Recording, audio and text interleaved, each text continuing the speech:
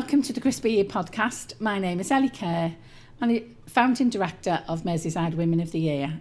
And today we have the amazing Amanda Unsworth with us, from MD from Trinity Logistics. Hi, Amanda. Hi, Ellie. Oh, thank you very much for joining us this afternoon. I really appreciate your time because I know you're a busy woman. No problem. Tell us a little bit about yourself. So Amanda, as you just said, the owner of Trinity, which is a freight forwarding shipping company, basically. So we deal with shipments all over the world, to the UK, worldwide, customs clearance, warehousing, deliveries. We've been going just on 8 years now. I'm the owner. We have an office here in Liverpool and one in China, and we're looking to expand this year into a couple of different other areas, but we do manage everything worldwide. Wow. And you're, get this right, the only female freight forwarding MD? Well, we believe so. Not MD, there is MDs, but I mean sole owner. Sole owner? Yeah. We believe so. Not too sure, so we don't go out there and say that like that because we've looked, but we don't believe there's any single other females owners solely. It's a very male-dominated arena, isn't it?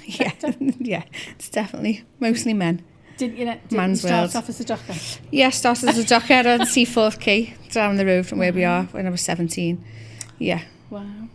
And here you are now. So obviously we know each other because this whole series is around Merseyside Women of the Year and our finalists and whatever, and you were our entrepreneur winner. Yes. How Still did that shocked. feel? Still shocked. Well, I think you could see the shock on my face when it happened because I didn't expect it. I had no speech plans. I felt ashamed getting up on that stage because everyone else had, done a bit of prep and I hadn't. Because I just thought, it didn't come over like no that. chance. And I was a bit startled. I said a couple of words and liked it, didn't I? It was a total surprise, but a real honour, especially in that arena with the calibre of the ladies there. Amazing. Well, I've said many times over the series of the podcast is the fact that when you win it because you deserve it. And I think for what you've done in your arena as a businesswoman and as an entrepreneur, you really have to have some tenacity and other, stuff to keep going. I think, especially in your arena. Yeah, I think in any arena, but I mean, I only know mine really because I've done it for 27 years now, so I've been in it that long. I don't really know anything else.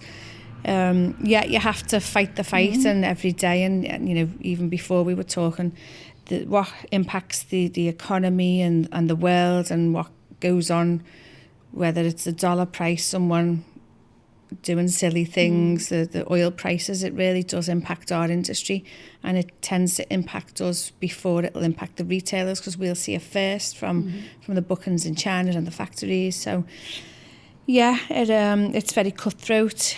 The big guys are swallowing up the small guys, so it's getting more difficult. The margins are getting smaller.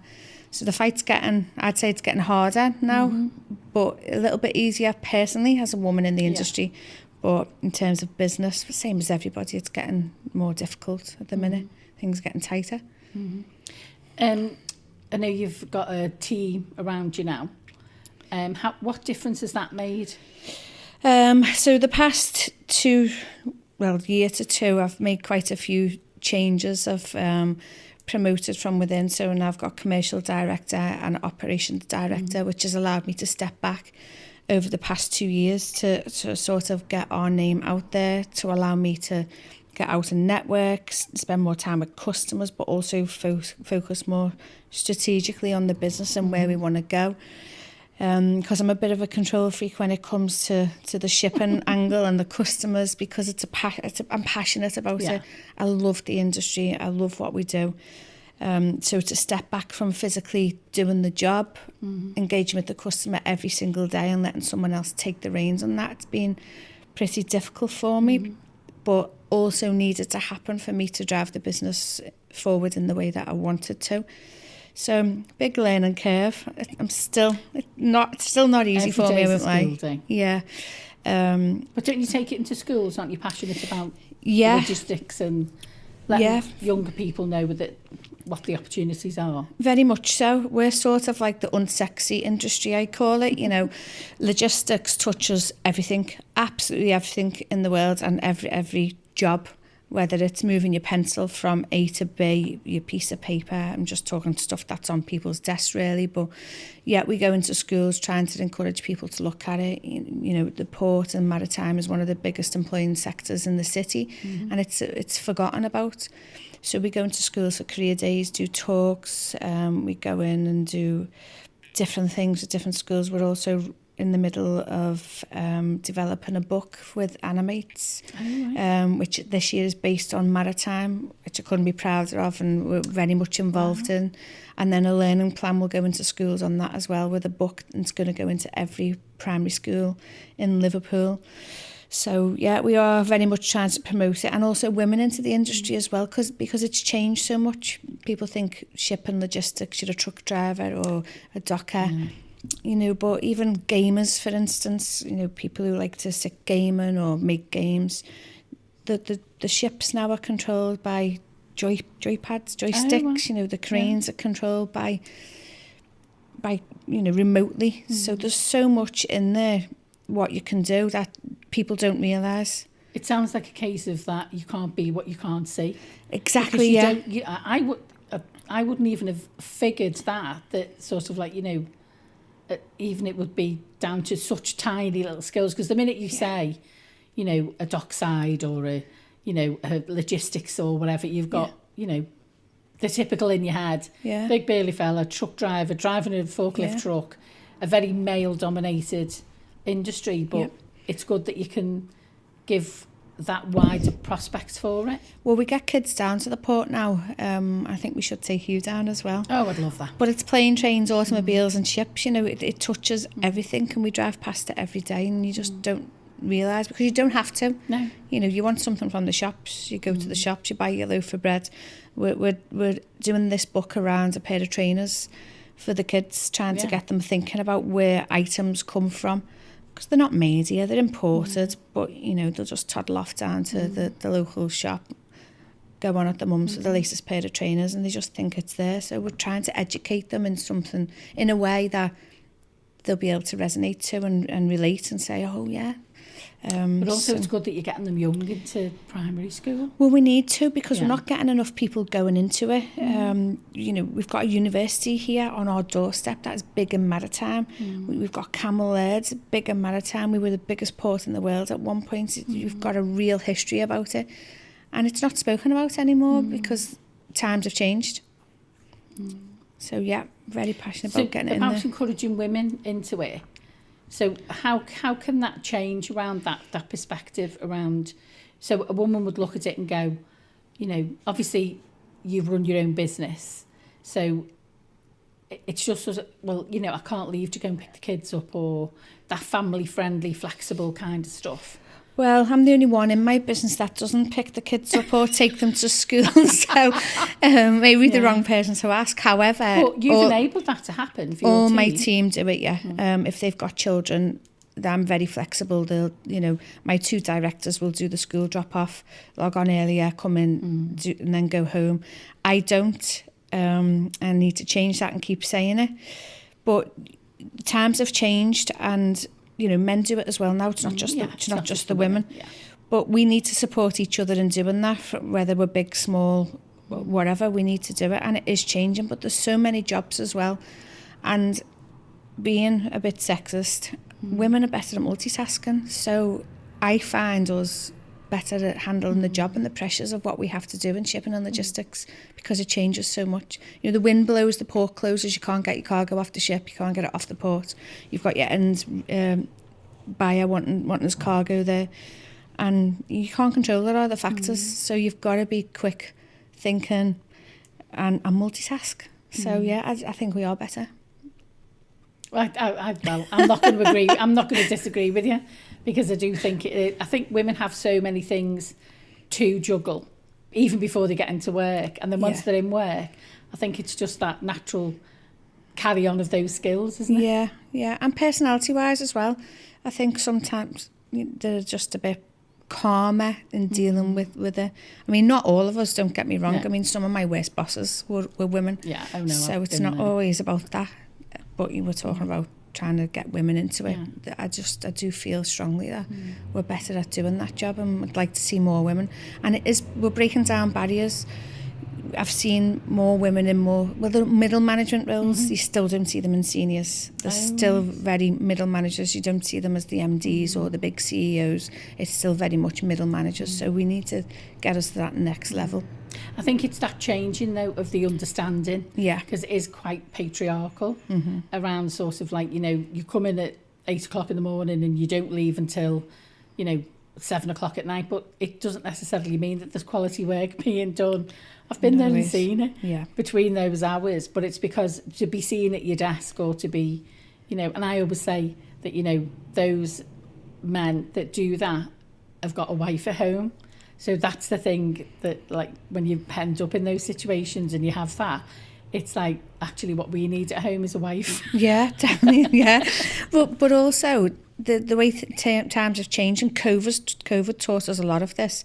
You can do a lot of that at home around the hours of the madness. Yeah. So not all of the important things need to be done during those hours. So we can stretch it out a little bit and make life a bit easier on ourselves. The fundamentals have to be done, things getting delivered at certain times, having to speak to shipping lines or certain customers at certain times. But then there's other jobs that can be done outside of the core hours to make our lives easier. But also, if you're dealing with other countries, Yep. they're not 9 to 5. They're not our 9 to 5, are they? Not at all. So- Our industry is 24 hours, 365 days a year. It doesn't stop. Nothing stops. The ships keep coming, the trucks keep going, the planes keep flying. So, it doesn't stop. Bank holidays cause us a nightmare. Everyone else wants bank holidays, but we have to fit the same amount of work into the short amount of days. So Easter's normally the biggest headache for us because 2 short weeks, and it still is for transport and stuff like that. But yeah, I think we're adapting better because technologies give us the tools to do that now, to be able to spread it out a little bit more and flexibility. Have you embraced that? Pardon? Have you embraced the technology? Very much so. So I was brought up, you had to be in the office. You couldn't work from home. That was seen as laziness or a sales role.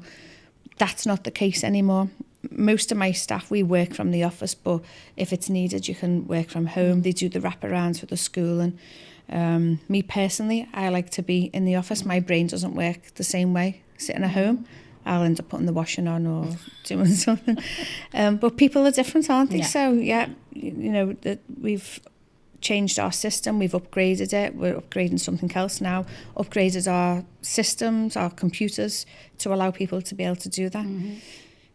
But I think COVID taught us a lot in that respect. Yeah. We didn't have a choice. No, I think it was a fait accompli. You had to do it or you didn't exist. Yeah. Because let's face it, we didn't think that, I think everybody thought it was going to be 3 weeks and then we'd all be back to normal. But obviously, we all know it wasn't. But I think if you weren't able to pivot and do that, rearranging, there was lots and lots of companies that just didn't survive. Yeah, definitely. I mean, we seen it about 4 weeks before we closed down here because we have the China office, so they were sent home a lot sooner than us. Yeah. So as soon as that started breaking out there, I was running out to Curry's and getting loads of new computers, laptops, because not everybody had a laptop or could work remotely, and we had to adapt very quickly. But then I sent my staff home a couple of weeks earlier to make sure everyone was okay and sort of test it really because we knew it was coming. So yeah, it was okay. But who knew? Who knew it was going to turn into that complete, not letting your kids go to school, which is like, when you think back, it was just unbelievable. Well, lots of people had a lovely time. I didn't because we didn't stop. We had to work, so I'd have the kids screaming down the ears, me shouting at them, or them popping their heads in a Zoom call around the back of me. Yeah. So, well, then you have to chase mine to get them to do their own work, it wasn't homework, was it? Because they were always at home. Mine hardly did anything. I was working. Oh no, I had mum guilt. Yeah, you just couldn't even write that bit. You just couldn't. One of the things that obviously we've done around sort of like the podcast is that we've spoken about the 4 pillars, which are network, information, money, and self-belief. And I just wondered which one of those or any of them resonate with you. around sort of like how, for you personally, but then also for your business? I think every one of them is around the business. You stand up there and say you need every one of them, and you really do. I think first off, you have to start with self-belief before any of them, and then the others sort of follow. I didn't do networking until around 2 years ago because I was building the business. I was doing the job on the desk, and I didn't really see the importance of it, if I'm being honest, because I had my connections from working in the industry for a long time. So sort of just stuck with what you knew and who you know, and then I started doing a little bit, and I made other connections. We were able to help, not always bring business, but just like advice, someone to talk to, someone in the same position as you that who understood some of the, you know, the things that we go through as business owners that people don't see or we like to keep to our chest. But even like insurance, for instance, meeting people who deal with insurance and being able to reduce costs. So not bringing your business, because everyone thinks networking is about bringing your new business, and it's not. No. It's even making a friend who can understand what you're going through at certain times. So massive difference the past 2 years, and it's a big part of what we do now. And it, you know, it doesn't always bring business, but it brings friendships, it brings collaborations. It brings a lot to the business that I didn't recognise beforehand before I did it. I think it, you know, for me, because you know, I've done the conference now. That's been done and dusted. But that was one of the things that for me, because I realised sort of like, you know, your network is your net worth. Yeah. And it, as you say, it's not necessarily always about bringing your business. When I say net worth, I mean, you know, not money-wise, but it's sort of like you say, those opportunities to be able to bounce something off somebody. Yeah. Or even get different perspectives that you wouldn't have thought of. To speak to somebody that isn't really in logistics, and you go, gosh, I never thought of that. And then you can take it back and then do something different that maybe somebody in your sector wouldn't even think of. Definitely. So it's that kind of idea sharing as well. Most definitely, and learning new things. I mean, I'll just give you an example today. I told you before, I've been with my accountants today.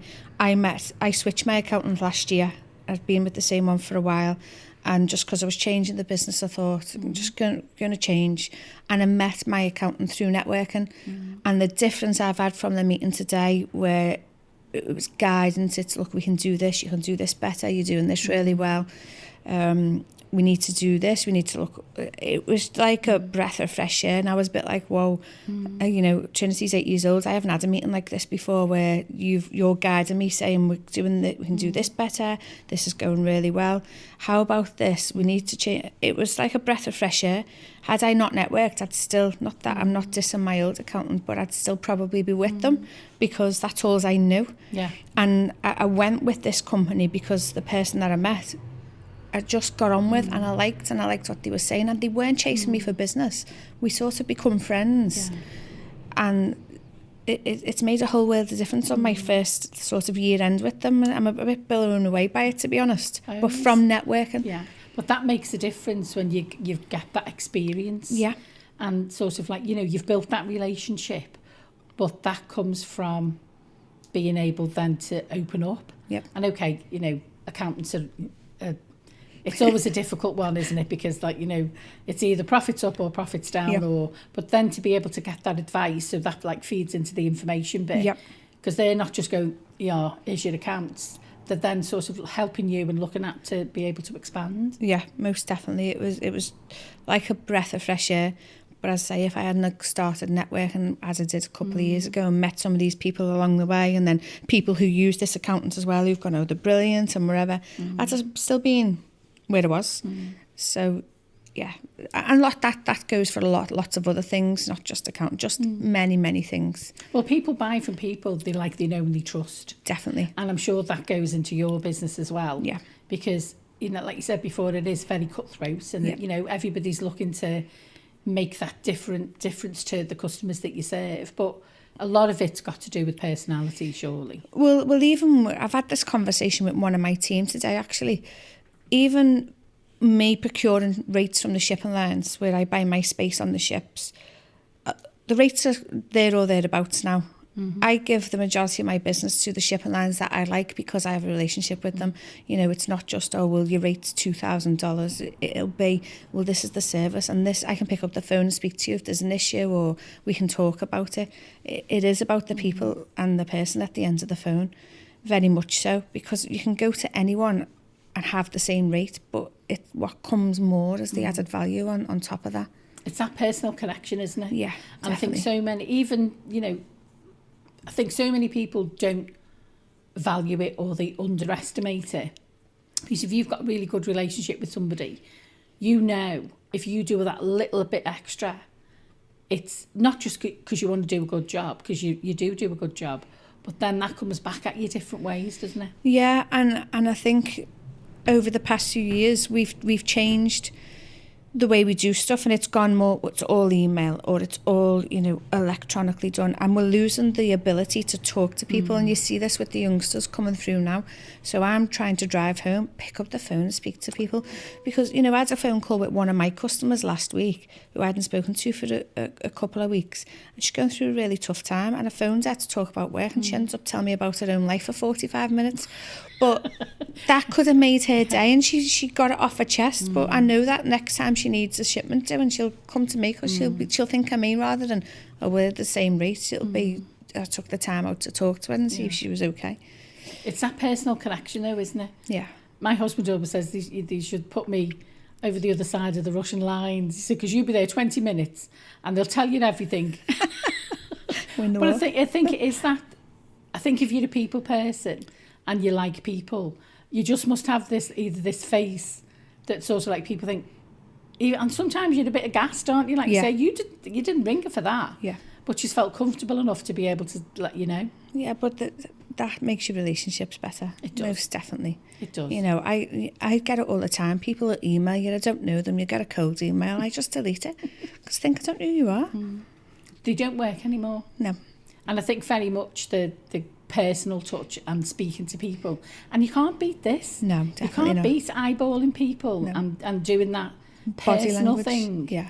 You know, whereas, you know, sending a text or, you know, as you say, an email, it just doesn't work. Yeah. So what's the future? The future. So we've just brought a new system in, so we're still improving on that.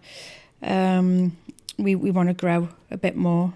Probably trying to slow myself down a little bit, because we went hell for leather and grew, and so we've got a couple of new staff in, trying to bed them in and get them doing it our way, talking to people, seeing them.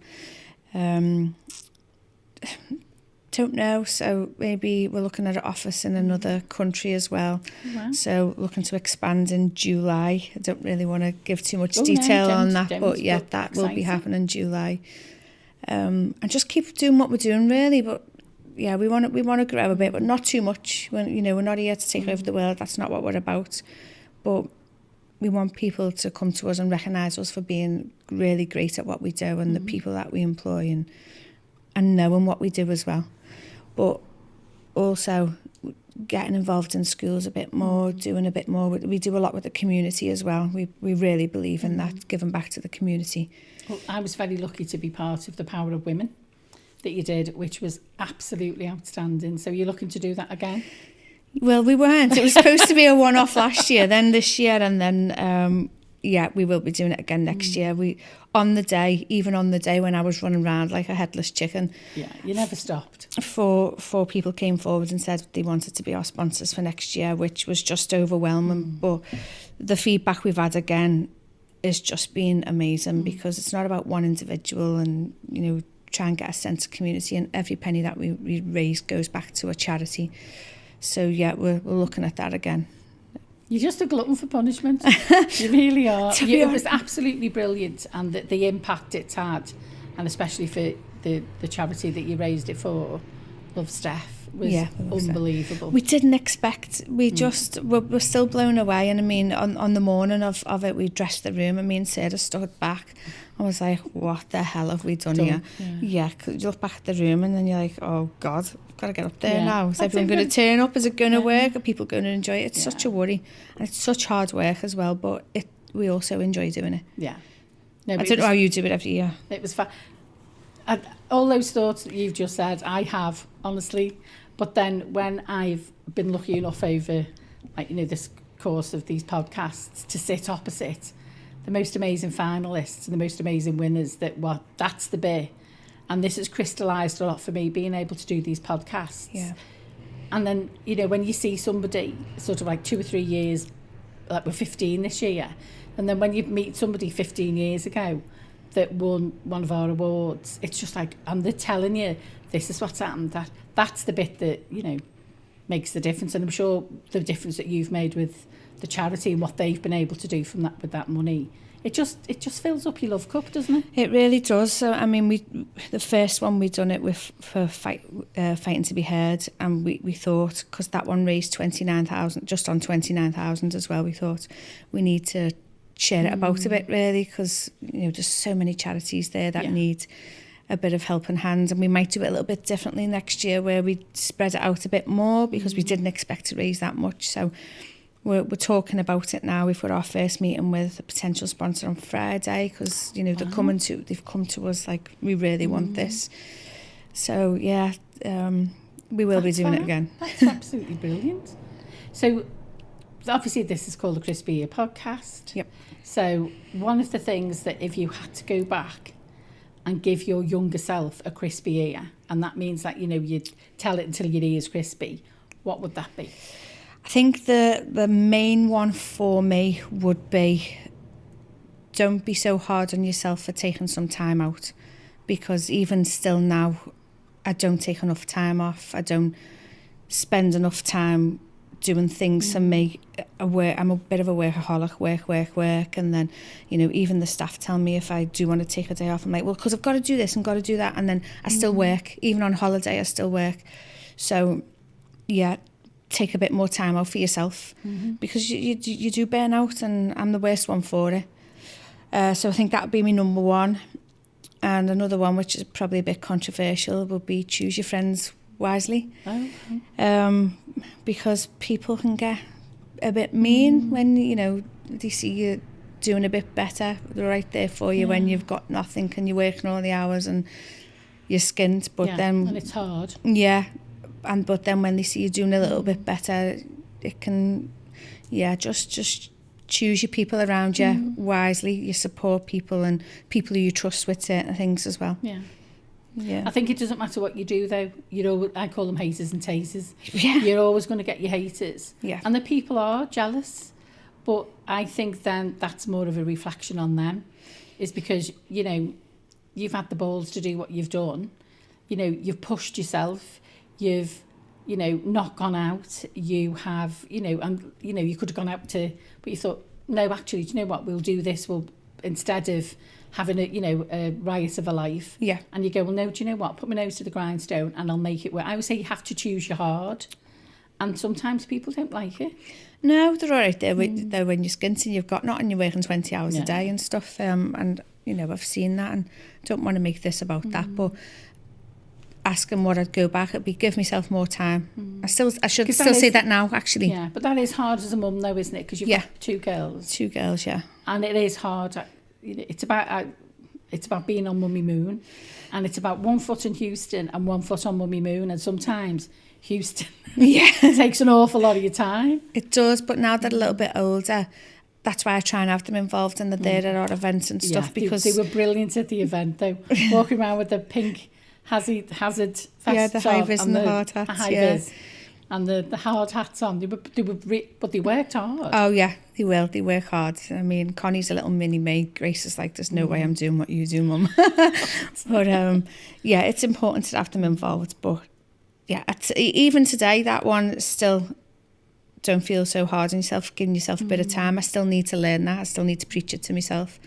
But that's the whole thing about being a business owner, isn't it? Yeah. About you've got the right people in place now. Yeah. And that gives you the opportunity to be able to, people you trust, people that you know, and that you can know that they'll do a good job, so you don't feel as if it's all got to be on you.